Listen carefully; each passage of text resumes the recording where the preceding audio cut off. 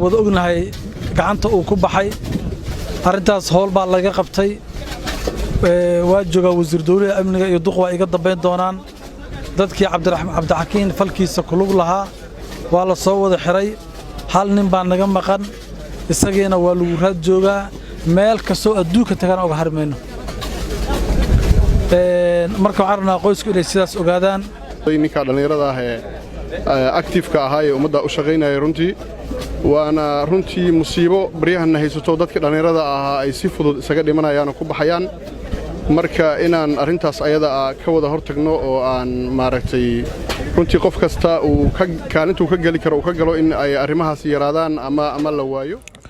kulanti waxaan daawadal kuna soo dhawaada wararkii ugu dambeeyay Soomaaliya caalamka warbaahinta ogaal qodobadaan ku soo qaadanayna waxa ugu waaweyn Allah u naxariiska meydkii marxuum Cabdi Xakiim Dhagajuno maanta lagu aasay gudaha magaalada Muqdisho wasiiradda Khadiijo Diryana waxa ay si adag u taageertay madaxweyne Farmaajo iyadoo sidoo kale ka hadashay arinta guriga ay degan tahay ay dooda ka taagan tahay Soomaaliya oo martigelisay qaxooti fara badan iyo madaxweynaha dalka Mareykanka cusub Joe Biden oo laga yaabo inuu dib ugu celiyo ciidamada Mareykanka ee laga soo saaray gudaha dalka Soomaaliya qodobadaas iyo qodobo kale oo badan ayaan daawadaal ku soo qaadanaynaa warkeena maanta ee warbaahinta ogaal media waa 22 bisha January 2021 daawadayaal Allah u naxariistay maanta waxa magaalada Muqdisho salaada janaasada lagu tukaday korinta aan laasin Allah u naxariistay marxuum Cabdi Xakiim Dhagajuun oo habeennimadii arbacada ahayd lagu dilay gudaha magaalada Muqdisho wasaaraha dalka mudane Maxamed Xuseen Roble muslimiin ka tirsan dawladda federaalka dadweyne fara badan ayaa ka qayb galay salaada janaasada marxuumka oo lagu tukaday masjidka isbahaysiga islaamka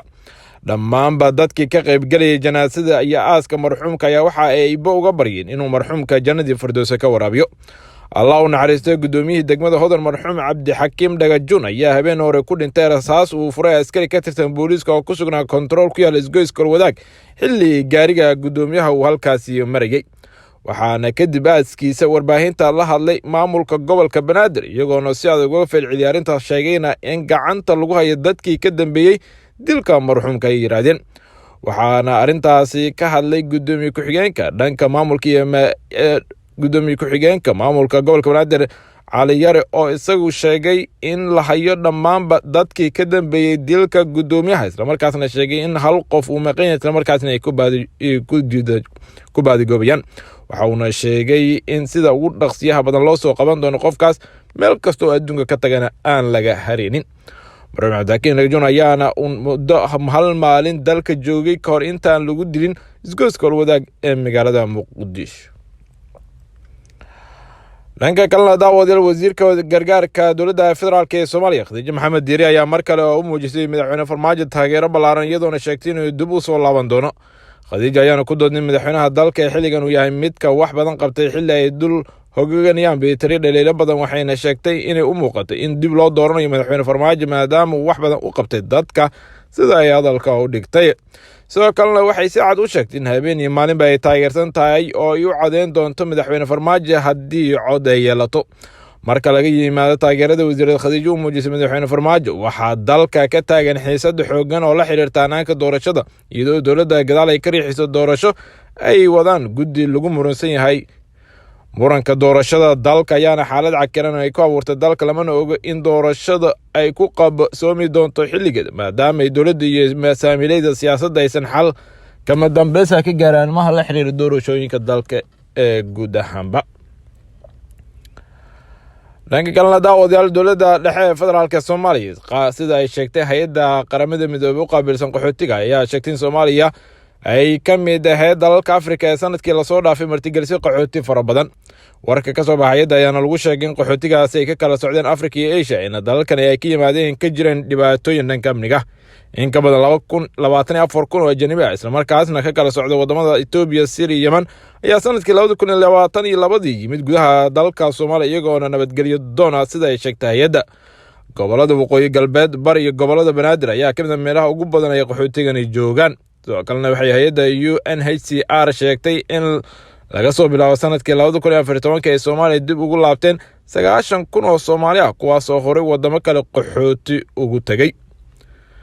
ugu dambeyn daawada madaxweynaha Mareykanka ee xilka ka degay Donald Trump ayaana 15 bishan amray in ciidamada Mareykanka ka jooga Soomaaliya laga soo saaro. Mareykanka waxa Soomaaliya ka joogtay in ka badan 700 oo askari ciidamo ah kuwaas oo ciidamada Soomaaliya ka caawiya la dagaalanka Al-Shabaab iyo mintidiinta kooxda isku magacaawday dowladda Islaamka. Diblomaasiyiintan iyo kooxaha kor joogteynta ayaa ka digaya in dalkan uu muddo 30 sano ku jiray xaalad jaawareer ah oo mar kale qarka u saaran yahay fowdo iyadoona dadaalka dib u dhiska Soomaaliya uu haatan khatar ku jiro. xilligu Mareykanka ciidankiisa kala baxay Soomaaliya ayaa ku soo aaday iyadoo ay doorashadu ku soo foolada dalka lagana baqayo in khilaafka ka taagan hanaanka doorashadu uu dhibaato horseedo. waxaana go'aanka Trump ka naxay qaar ka mid ah Soomaalida gudaha dalka ku sugan kuwaas oo madaxweynaha cusub Joe Biden ka codsaday inuu wax ka bedelo arrintaasi. waxaana laga yaabaa in madaxweynaha Mareykanka Joe Biden uu arrintaas ilaalo isla markaasna ciidamadani laga soo saarayo gudaha Soomaaliya dib loogu celin doono